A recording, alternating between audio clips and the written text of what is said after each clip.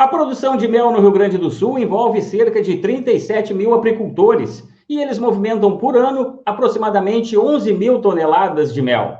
Mas as abelhas também são fundamentais na atividade agrícola e a morte de mais de 400 milhões de insetos nos últimos 3 anos tem preocupado as autoridades. Fica aí, o Agro Urbano está no ar.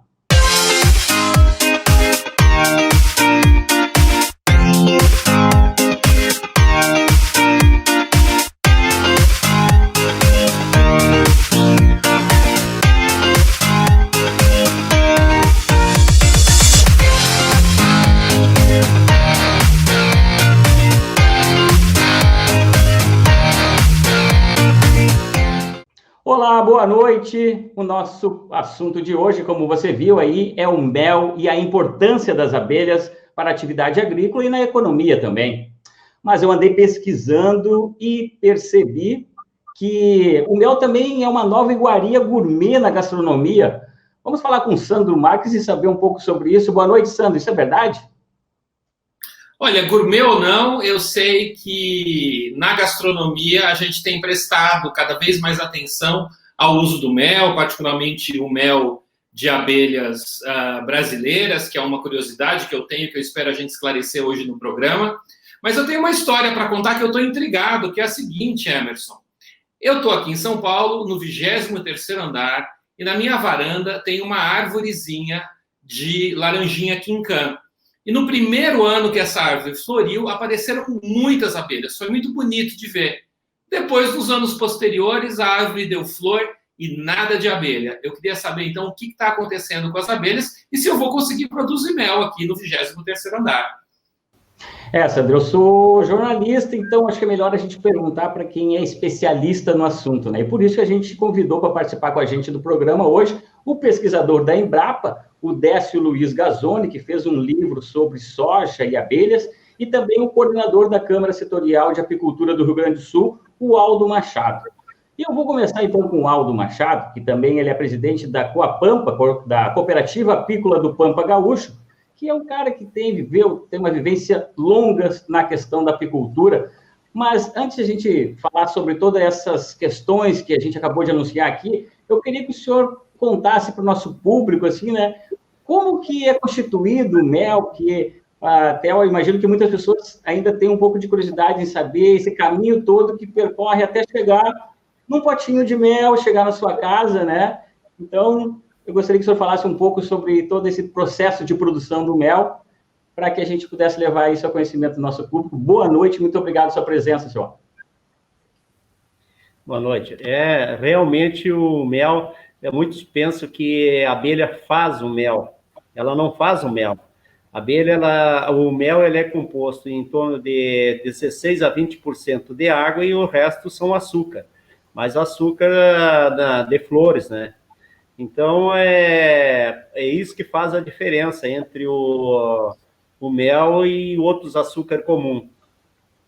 Quanto à questão aí de se produzir mel lá em cima do prédio, isso aí tem já em alguns países, os caras estão usando bastante abelha até para controlar a qualidade do meio ambiente, né? Isso aí é possível, sim, porque a abelha trabalha num raio de 3 quilômetros, sem problema nenhum, dependendo do período de escassez de flor, até mais, né?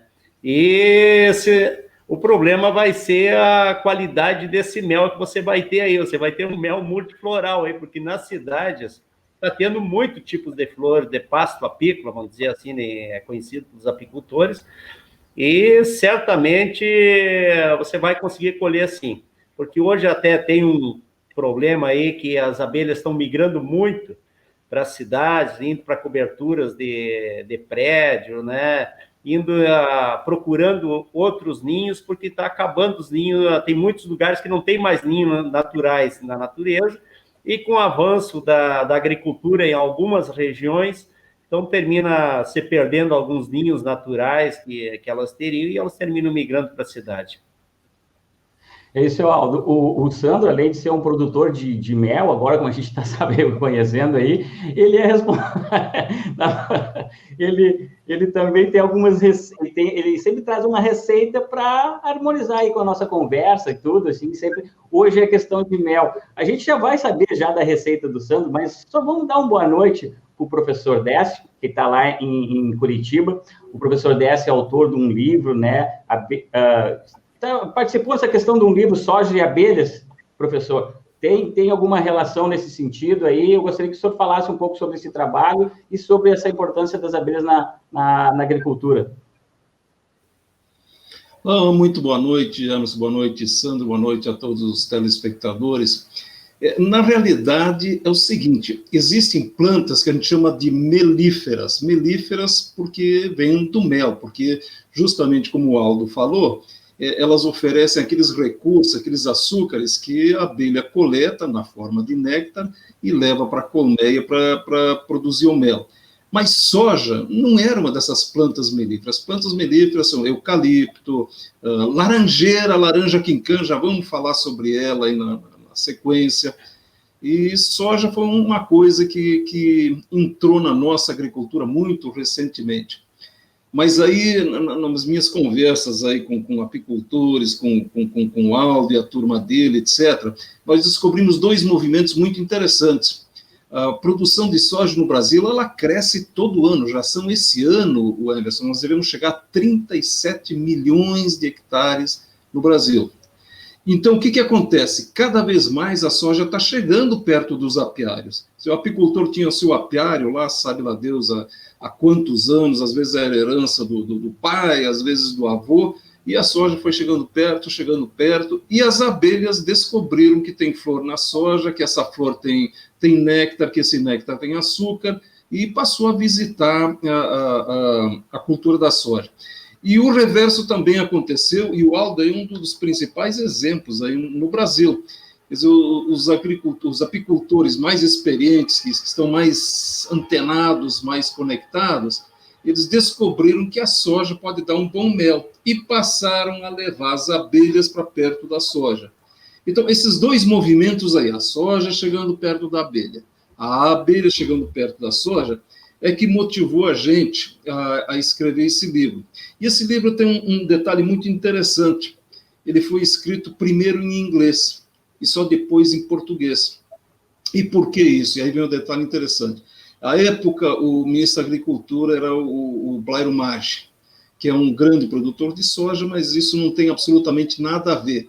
Mas ele estava muito interessado em mostrar ao mundo a preocupação que o agricultor brasileiro, que o Brasil tem, os estudiosos do Brasil têm, com a questão ambiental, como também o Aldo acabou de referir. A abelha é utilizada como indicador de qualidade ambiental. Então, na época, o ministro, quando eu conversei com ele, falei que estava escrevendo o livro, ele disse, você está escrevendo em que língua? Eu disse, português, ministro. Escreve em inglês que nós vamos lançar isso na Alemanha. E foi o que nós fizemos.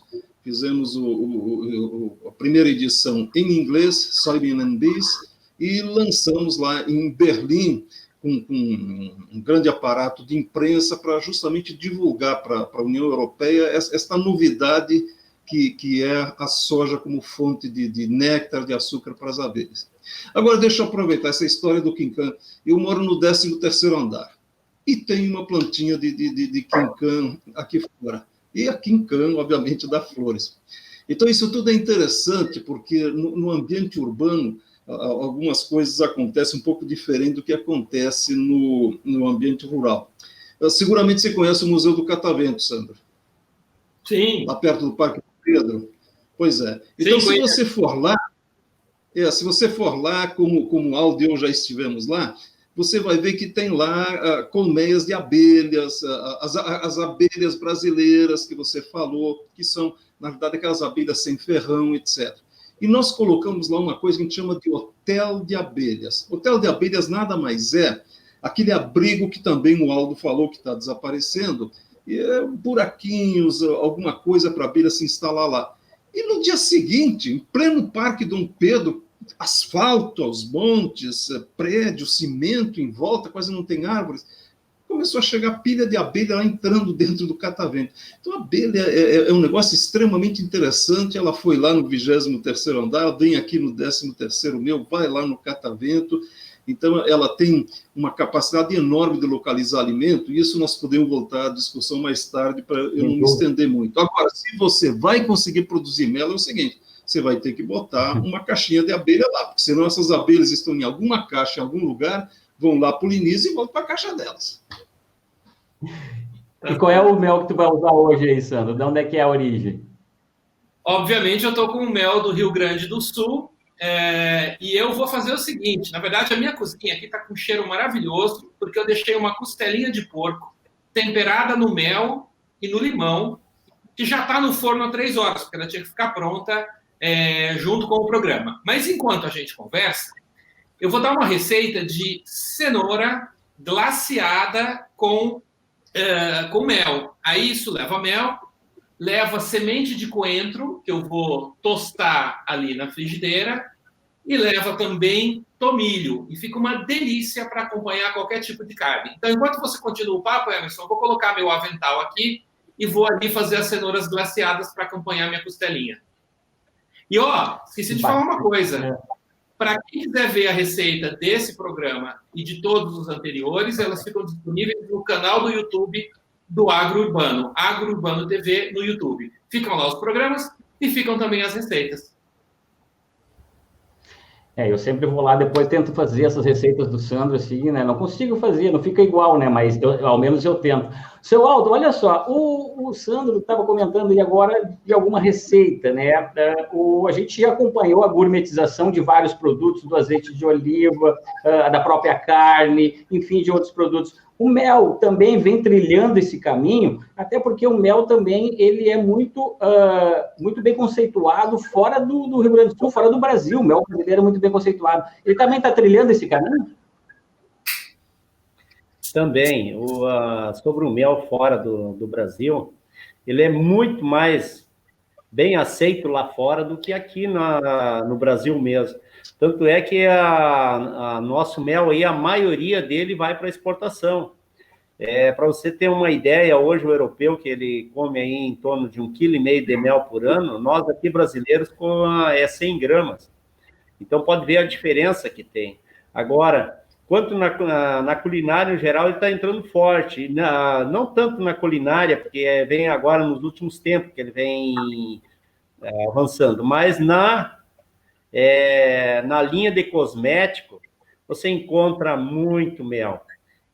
Você entra aí, começa a pegar aí os produtos de higiene pessoal e começa a ver o que tem de mel, própolis, geleia real, é incrível. Só você olhar no banheiro, chega no seu banheiro e começa a olhar ali, você vai ver que na maioria dos produtos vai encontrar algum produto da abelha. Então, não é só o mel. A gente, quando fala em abelha, a gente pensa só em mel. Mas não é. O mel é um dos produtos das abelhas, né? Nós temos o caso da pitoxina, que vale quase tanto quanto o ouro, né? E está sendo extraído já aqui no Brasil. Nós temos o caso da geleia real, que também é um alimento muito bom e que vem sendo usado bastante, até mesmo na questão de saúde. O pólen também, que está se usando bastante, e o própolis agora, com essa questão da Covid, aí, terminou o estoque de própolis no Brasil em pouco mais de 30 dias. Hoje as empresas estão pagando mais do que o dobro do que valia o própolis na época e não estão conseguindo. Porque as pessoas estão começando a usar muito esses produtos da abelha, né, que são produtos naturais e que se usa muito para levantar a imunidade das pessoas. O caso do mel é o melhor energético que tem. A própolis é um antibiótico natural. E assim vai. Nós temos o pólen, a geleia real também. Então, todos os produtos que a abelha produz, a gente tem uma aceitação muito grande. Até tem um dado, só para você ter uma ideia, para ver como o mel não é o principal produto da abelha, que todo mundo conhece. Tu fala em abelha, o pessoal pensa só em mel. São dados da FAO. Para cada quilo de mel produzido deixa 200 em polinização. Então, isso significa, lá nos dados está em dólar, para cada dólar produzido, deixa 200 em dólar, né? Nós aqui que falamos em quilos de mel, né? Então, dá para ver o quanto é importante as nossas abelhas e não só falar no mel quando se fala em abelha. Eu tenho uma curiosidade. Pode perguntar, Pois não? Eu tenho uma curiosidade que é a seguinte. Primeiro, se o mel que é destinado a cosméticos é da mesma qualidade do mel que é destinado para alimentação. E, na verdade, como eu venho do mundo dos azeites, em azeite a gente tem as classificações de extra virgem, virgem. Existe esse tipo de classificação também no mundo do mel? Não. O mel que é usado na linha de cosmético é o mesmo mel. Porque existe mel, ou ele é próprio para consumo, seja em qual situação que ele for usado, ou é impróprio, né? Então, impróprio se ele tiver alguma contaminação. Mas o mel que sai das colmeias, quando você fala em mel, ele tem que ser 100% puro. Ele não pode ter nada que venha desqualificar a qualidade dele. Então, para isso, são feitas muitas análises sempre quando for usar. O que tem é que muitas pessoas terminam usando para uma linha, por exemplo, para mel industrial, é quando o mel ele não tem, talvez, o aroma que seja bem aceito. Nós temos aqui no Rio Grande do Sul algumas regiões aqui que produzem um mel que o aroma não é bom, né? A pessoa sente aquele cheiro diferente, né? Então, esse é usado para a indústria. Agora, a qualidade dele é boa, porque nós temos muitos tipos de mel. Nós temos mel mais claro, mel mais escuro, nós temos de diversos aromas também, porque a gente tem a predominância de florada, como, por exemplo, o mel de laranjeira, que se comenta muito, né? Porque na época que tem a florada da laranjeira é a predominante, o mel de eucalipto também.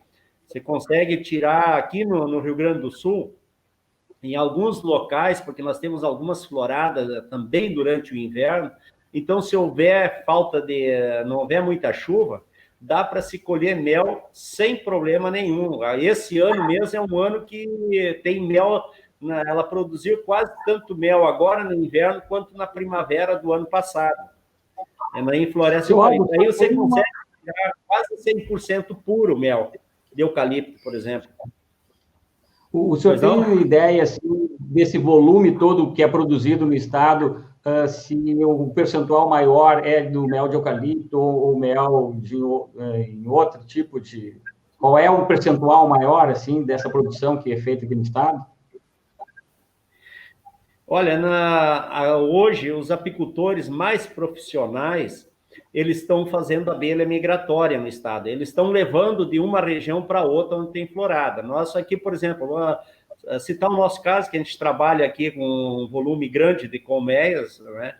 E então nós fizemos de 3 a 4 colheitas durante o ano. Nós começamos na primavera com os eucaliptos vermelhos, que é aqueles eucaliptos antigos que nós tínhamos aí, que foram plantados na época das ferrovias para abastecer os vagões aí de trem.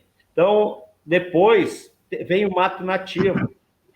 E depois vem a soja agora, que era uma dificuldade que nós tínhamos aí na entre-safra, aí, mês de janeiro. De dezembro a janeiro nós não tínhamos quase nada de flor, nós tínhamos que alimentar as abelhas com alimento artificial, e agora veio a soja. Inclusive, nós estamos produzindo mel de soja e em quantidade. E economizando dinheiro, é claro, porque daí nós não precisamos, nesse período, dessa entre-safra, que seria aí no passado, gastar com alimentação para crescer os enxames, para levar para as floradas de eucalipto depois. Então, a gente recebe, coloca eles na soja, aumentamos o volume de abelha na colmeia para aprontar, para levar para outra florada, e ainda colhemos mel. Aí depois nós levamos para a florada de eucalipto de outono. inverno. Aí termina o ano a pico. Certo. Não, a gente está vendo aí todas as vantagens que tem. O seu Décio, uma das passagens também do livro, que a gente comentava no início da nossa conversa, né, também falava em aumento de produtividade na soja. Isso também, vocês conseguiram constatar isso também? Justamente. Nós já tínhamos indicações, evidências, conversas com apicultores e agricultores que faziam esse trabalho de parceria e que apontavam para isso e já nos sinalizavam, dizendo, olha, parece que perto dos apiários nós temos maior produtividade. Então, a Embrapa decidiu estudar isso de forma científica, com metodologia científica. Nós estamos já há 5 anos estudando isso. E por que 5 anos? Porque em ciência, nada se consegue num ano. Você tem que estudar uma vez, repetir, para se convencer que aquilo que você está observando realmente é verdadeiro. Então, nesses 5 anos, usando em diversas metodologias, em diferentes estados, a gente tem mostrado aí que varia de 8% até 12%, normalmente 10% de ganho. Pode parecer pouco, mas é muito. Se a gente pensar como empresário, esses 10%, o que é? O agricultor não gastou R$1 a mais de semente, R$1 a mais de adubo, R$1 a mais de óleo diesel, de máquina, ou de produto fitossanitário, e ganhou 10% a mais. Ele vai gastar mais frete, porque produziu mais, ele tem um frete para levar depois. Entende? Então, esse é um grande ganho, e é nisso aí que a gente realmente aposta numa grande parceria que venha se estabelecer nos próximos anos no Brasil, fazendo esse processo que eu chamo de ganha-ganha, parcerias entre agricultores e apicultores, de maneira que os dois lados possam se beneficiar. Agora, uma coisa muito importante, bem atual. O Aldo acabou de falar aí do mercado de própolis, que realmente o mercado está desabastecido. Bom, em primeiro lugar, própolis é uma substância que a abelha secreta, que serve para a asepsia das caixas, né? Ela é um antisséptico, ela é um antibiótico, é um antisséptico, ela realmente elimina micro-organismos, faz parte da higiene da colmeia, para evitar doenças nas abelhas, contaminação, etc. Então, tem 2 aspectos muito interessantes. Embora, como eu falei, em ciência a gente precisa estudar, comprovar novamente. Então, uma é essa questão da própolis e o seu efeito sobre o sistema imunológico das pessoas. Inclusive, um grande amigo meu, que o Aldo também conhece, o David John, que é professor ele é americano, mas radicado no Brasil, professor da USP, acabou de escrever um artigo muito, muito bonito a esse respeito, está sendo publicado nos Estados Unidos, demonstrando todos os fundamentos disso que o Aldo falou, do eventual possível efeito da própolis, melhorando a imunidade com respeito à Covid-19. E ele chama a atenção que, obviamente, isso é uma coisa teórica e que agora nós temos que investir recursos para comprovar isso. E outra coisa também que está sendo estudado no exterior é o seguinte, de repente, comunidades de apicultores começaram a comunicar que estavam tendo menos casos de Covid-19 do que quem não era apicultor. E atribuíram isso às picadas de abelha, porque quando a abelha pica, que dá aquela dor, a dor não é da picada, não é da agulhada, não. A dor é porque ela injeta um veneno, uma toxina lá dentro. Então, o que arde lá dentro, aquela dor, é uma reação do organismo àquele veneno. Mas esse veneno é muito utilizado por médicos, por acupunturistas, para tratar uma série de doenças, distúrbios orgânicos. Então, uma das possibilidades está se estudando, isso a gente tem que tomar muito cuidado com a informação, é uma informação muito preliminar, mas, eventualmente, essas picadas de abelha têm que ser feitas. Perfeito, a gente já está se aproximando do final desse nosso primeiro bloco. Queria fazer uma perguntinha, Sandra, daqui a pouco a gente já vai para o nosso quadro Um Rio de Azeite, mas dá tempo de fazer uma perguntinha rápida. É que a minha pergunta, talvez a resposta seja longa, então se for para passar para o segundo bloco, não tem problema. Já que a gente começou essa última fala falando sobre a produtividade da soja, eu queria voltar para a questão da morte das abelhas, porque aqui na cidade a gente sempre associa a questão de morte das abelhas com monocultura, e isso é uma questão que eu tenho a maior curiosidade de saber. Dá tempo de responder? Não, isso eu acho importante.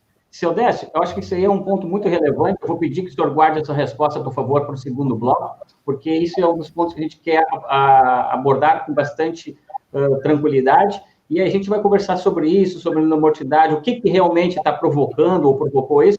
Mas antes, vamos conferir o quadro de hoje de Um Rio de Azeite, onde o Sandro sempre traz alguma curiosidade e novidade sobre o mundo dos azeites. Fica aí, a gente já volta.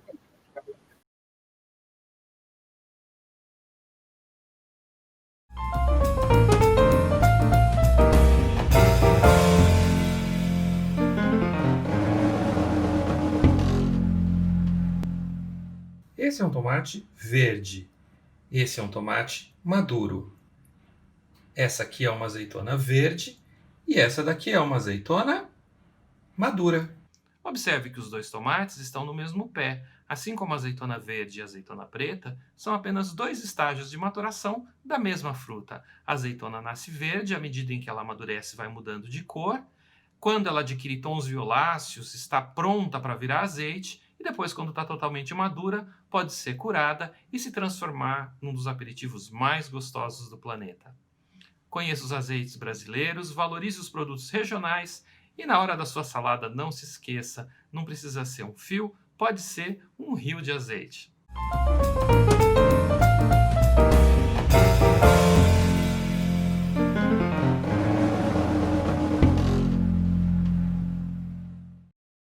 Bom, estamos de volta com o segundo bloco do Agro Urbano TV, hoje sobre o universo das abelhas, o mel, a influência que isso tem na atividade agrícola, né? Enfim, é um assunto bastante interessante. E antes de a gente retomar a nossa conversa com os nossos convidados de hoje, eu quero saber lá com o Sandro como é que anda a receita, essa receita adocicada hoje, melada. E aí, Sandro? Olha só, a minha cenoura está tostada e caramelizada. Agora você imagina a companhia que ela vai fazer para a costelinha quando eu tirar a costelinha do forno. Aqui eu só vou acrescentar agora as folhas de tomilho. E o mel entra em que momento daí, Sandro? Como é que é o... No final da caramelização. Depois que ela tostou, eu já acrescentei o mel. E não tem problema de queimar o mel daí? Não, isso não tem esse problema. Você tem que cuidar disso, não? Ele aquece no finalzinho e mistura com a cenoura tostada e dá o brilho e o sabor. Tá, legal, perfeito. Vamos acompanhar, então. Enquanto isso, a gente retoma o papo com o professor Décio, que no primeiro bloco você falou sobre essa questão da preocupação com a mortandade de abelhas. A gente trouxe no início do programa aí um número dos últimos 3 anos. Depois o seu Aldo vai explicar por que no ano aconteceu um maior volume, agora esse volume diminuiu também, mas a gente trouxe de 400 milhões de números de abelhas mortas ao longo dos últimos 3 anos. Mas isso ainda tem, a gente sabe muito bem que os inseticidas são os grandes responsáveis. E eu queria ver do seu Décio se existe como a gente conciliar tudo isso. A gente falava no último programa aqui sobre também essa questão da sustentabilidade, a importância das abelhas, né? E a gente sabe que a atividade agrícola, através da produção de soja, é fundamental para o país. É um dos principais produtores de grãos do mundo em soja. Mas tem como a gente conciliar esse aspecto também, que são extremamente importantes, esse trabalho operário das abelhas, não é mesmo? Mas antes de responder a tua pergunta, Emerson, essa cenoura, essa costelinha do Sandro aí está me dando uma água na boca, puxa vida, e tem que ser a distância, né? Nós temos que marcar um programa desses ao vivo em cores aí na cozinha do Sandro. Mas vamos lá, o que interessa. Eu ouço isso todo mas também é uma tentação, você fica tentando a gente aí. Então, vamos lá. Essa resposta poderia ser cumprida e vou tentar resumir em poucos pontos. Então, em primeiro lugar, respondendo a parte final da tua pergunta. Possível de evitar o problema? É perfeitamente possível. E aqui estão 2 testemunhas de que isso é possível. Nos meus trabalhos com a Embrapa, eu utilizo inúmeras, centenas de colmeias de abelha e nunca perdi nenhuma por inseticida. O Aldo, como está exposto a múltiplas situações, eventualmente tem problemas, mas depois ele vai descrever a experiência dele. Na maior parte dos apiários dele, ele convive perfeitamente com vizinhos, com produtores de soja, que isso é possível. Então, respondendo a pergunta, é possível? Sim. E não tem sequer segredo, são coisas conhecidas. E aí, então, vamos para o detalhe. Quem produz soja, e em outras culturas também, sabe que existe uma coisa chamada manejo de pragas de soja. Esse é um nome para uma tecnologia que permite ao agricultor tomar decisões tipo, preciso aplicar um inseticida? Se eu preciso aplicar, qual inseticida? Se eu decidir qual inseticida, qual é a dose de aplicação? Qual é o momento da aplicação? Está no dia certo? Qual é a hora da aplicação? E depois vem tudo que a gente chama de tecnologia de aplicação, ou seja, pode ser por avião ou pode ser por trator, ele precisa atentar para aquela série de recomendações, assim como tem a receita do Sandro aí, que se não seguir a gente não chega a lugar algum, vai chegar uma gororoba qualquer e não um produto que dá água na boca. Você tem que cuidar com a regulagem do equipamento, a regulagem da barra de pulverização, o tipo de bico. Nós temos que atentar para a velocidade do vento, para que o vento não arraste inseticida para o apiário. Nós temos que cuidar com a temperatura, umidade do ar, hora do dia, a distância do apiário. Então, tem uma dezena de recomendações, mas sintetizando tudo, sim, é possível, a gente sabe o que tem que fazer, então é só preciso fazer bem feito o que tem que ser feito. E aí você vai perguntar, mas se a gente sabe, se dispõe da tecnologia, por que ainda acontece acidentes? Bom, acontecem por diversos motivos, mas eu destacaria dois, depois o Aldo pode elencar mais algumas. Para mim, os dois principais são os seguintes. Às vezes a pessoa não tem consciência, ela não atenta para esses detalhes, que não basta produzir, ele tem que cuidar das matas, ele tem que cuidar do entorno, ele tem que cuidar da biodiversidade que está em volta. Hoje em dia, a sociedade não aceita mais simplesmente produzir, você tem que atentar para essas coisas.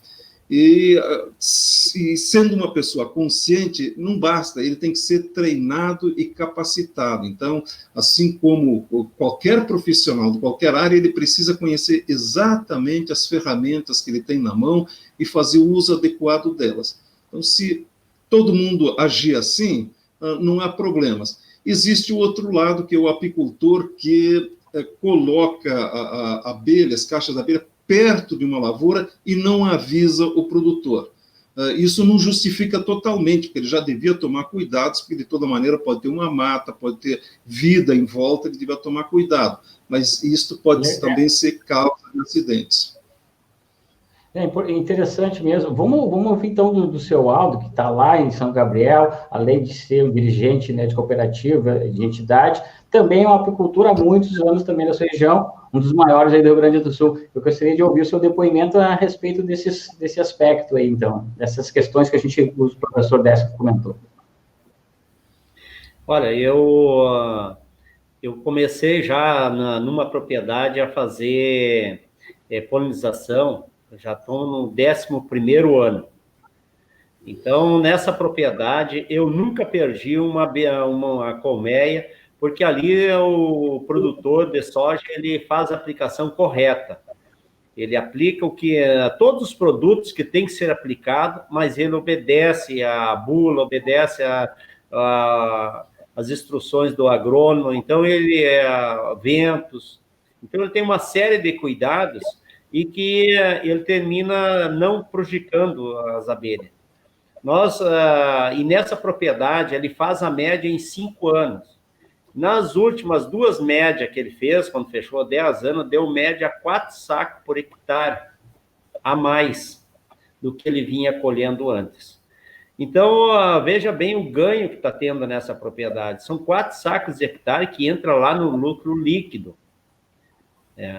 E também é um negócio quase perfeito, né? Porque o produtor, né, o apicultor, ele ganha também, né, com a produção de mel e com o aumento dos enxames, as abelhas estão trabalhando no ambiente mais natural. Então, é um negócio quase que perfeito. O que acontece muito aqui na nossa região, aqui no Rio Grande do Sul, é o uso incorreto desses produtos. Porque aonde há o avanço da soja, estou falando da soja, não é porque os incidentes são só na soja, não. É porque aqui há um grande avanço e os apicultores têm a mania de apontar sempre o dedo para o lado da cultura que chegou mais próximo nos últimos anos, né? Mas o que aconteceu? Com o avanço dessas lavouras que chegaram perto dos apiários, há uma minoria, vamos dizer assim, menos de 0,1%, que utilizam de forma incorreta, ou seja, produtos de origem desconhecida, vamos dizer assim, ou seja, produtos não de acordo com as bulas. Então, essa minoria é que vem causando esse dano ambiental muito grande, se prejudicando a si mesmo, prejudicando os apicultores, porque os apicultores, as abelhas vão aí num raio de 3 quilômetros, então isso aí é uma área muito grande que elas cobrem, né, buscando o seu alimento. Então, termina prejudicando o apicultor, que termina perdendo a sua fonte de renda, termina ele também perdendo, porque ele poderia, preservando o meio ambiente, ele poderia estar ganhando mais na sua lavoura, e também termina prejudicando toda uma classe, porque é essa minoria que faz esse tipo de aplicação incorreta, prejudica todo mundo. E também prejudica o Brasil, porque a imagem do Brasil lá fora, com essas mortandades de abelha muito grande, isso aí pode gerar embargos ainda no futuro. Então, veja bem o quanto de quando faz esse tipo de aplicação incorreta.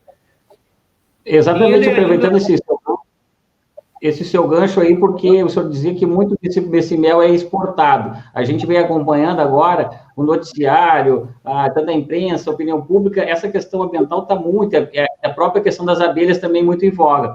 Como o senhor disse, isso acaba sendo um tiro no pé e vai perdendo o mercado, principalmente para esse mel brasileiro também, né? Tem esse aspecto, não é? O mel brasileiro, o que aconteceu agora, houve uma queda grande nos valores do mel, agora nos últimos anos. A Chegal está ganhando aí mais de $4 e voltou para pouco mais de $1, mas o que aconteceu? Foi a perca de certificação. O nosso mel brasileiro, como nós temos uma abelha muito resistente a problemas de doenças, nós não usamos nenhum produto para tratar elas. Nós não utilizamos nada de agroquímico. Nós não curamos a varroa, nosemose, enfim, todos os problemas que tem nas abelhas. Os nossos apicultores, a maioria não controla com produto nenhum. E quando controla, se controlava com produtos orgânicos. Então, o que aconteceu? Com a chegada da soja próximo, então chegou, a maioria das sojas são transgênicos, e esses países que nos compram como orgânico, eles não aceitam GMO. Então não pode ser mel transgênico, e é feita uma série de análises muito grande que termina identificando a florada predominante através do pólen, e não pode ter esses pólen das abelhas que vem junto com o néctar para a colmeia. Então, é identificado e é uma questão de comércio, de barreira comercial. Não, o mel do Brasil tem transgênico, nós não vamos mais aceitar. Não é por contaminação, como tem muitos que falam, o mel brasileiro está contaminado. Não existe mel brasileiro contaminado. Existe, sim, mel que passou de orgânico para convencional, porque mel com qualquer tipo de contaminação são feitas muitas análises e ele é incinerado, né? Como já houve um caso aqui no Rio Grande do Sul de acefato no mel, estava o índice acima do permitido, ele foi incinerado imediatamente, não se larga para consumo e nem para qualquer tipo de comércio para a indústria, por exemplo. Certo. E aí, Sandro? tem uma conta que não fechou aqui na minha cabeça. Então, se por um lado a gente conseguiu perceber que as abelhas aumentam a produtividade da soja, por outro lado, esse mel que é produzido por elas não tem uma grande viabilidade comercial nos países que têm essas barreiras com relação a transgênicos, é isso? É isso aí. O mel que tem transgênico, ele não é aceito, por exemplo, nesses países europeus, mas tem muitos países que têm uma aceitação muito boa, porque o mel de soja, ele é um mel que tem uma difícil cristalização, é um mel que tem um aroma muito bom, ele é um mel claro também, um mel bom de se comercializar. Então, inclusive, nós aqui que tinha um certo receio quanto à comercialização de mel de soja, agora, no próximo ano, nós temos todo o mel que for produzido de soja, nós já temos comércio. Tem uma empresa que nos pediu, olha, eu quero todo o mel que vocês produzirem esse ano. Então, acabou-se aquele problema do mel da soja. Então, e quanto a essa questão da diferença de valores aí, né, que gira aí em torno de 30%, mais ou menos, o que é recompensado? O produtor, o apicultor, ele não gasta com alimentação artificial. E essa alimentação é em torno de 60 dias. Então, ele ganha já uma parte ali. As abelhas, estando trabalhando numa florada normal, como, por exemplo, na soja, ela cresce muito. Então, ele vai ter um enxame muito melhor do que com alimento artificial para a próxima florada. Quando elas entrarem na florada, que os picos são curtos, qualquer 10 dias que elas tiverem começado antes a sua postura, isso significa uma boa diferença de mel, porque um bom enxame de abelha, que tem em torno de 80 mil a 100 mil abelhas no começo da florada ou no pico da florada, ela chega a pôr 3 a 4 quilos de mel por dia. Isso é muito mel.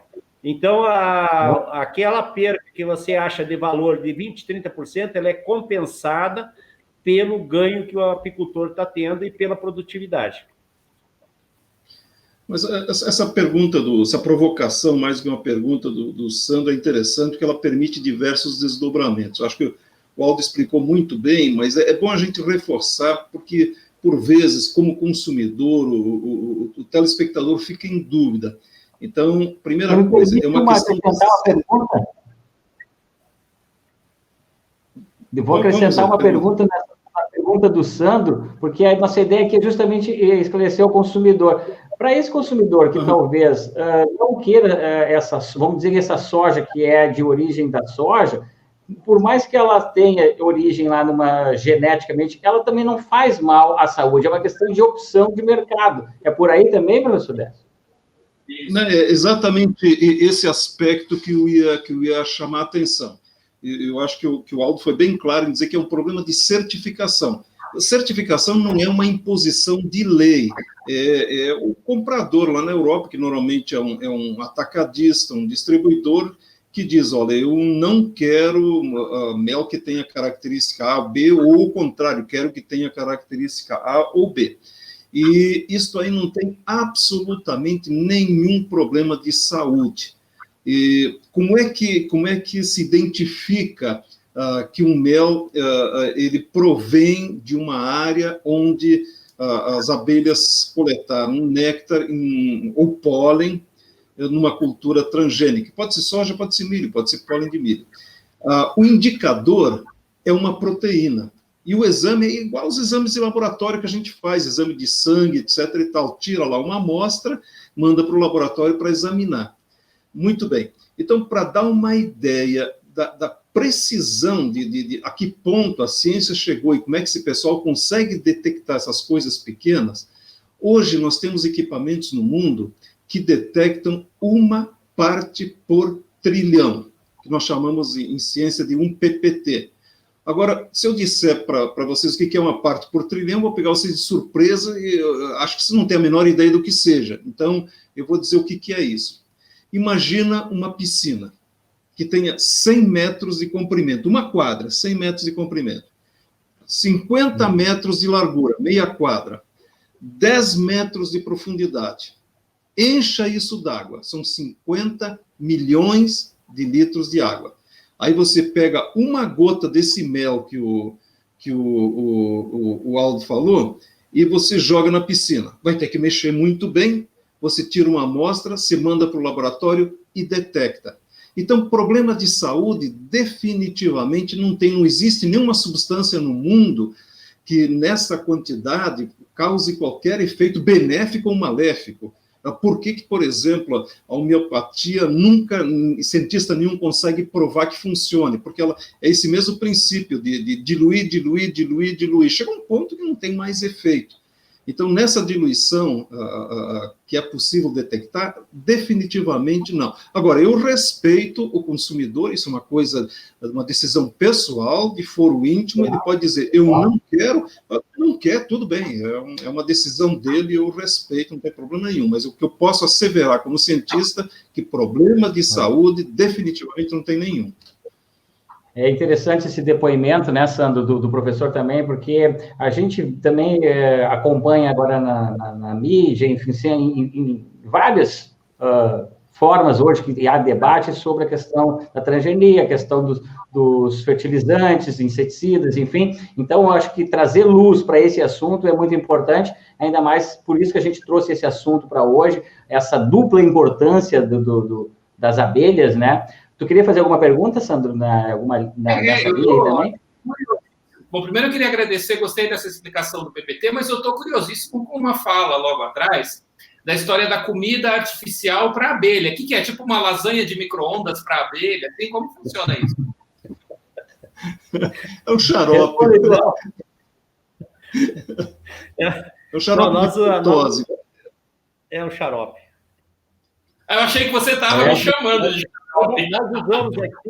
Nós usamos aqui para alimentar as abelhas nesse período o xarope, e também açúcar proteinado. O que é açúcar proteinado que a gente coloca para ela? Nós colocamos açúcar, proteína de soja desengordurada, porque por causa da questão da gordura, né, a abelha não consegue assimilar certas quantidades, e levedo de cerveja, né?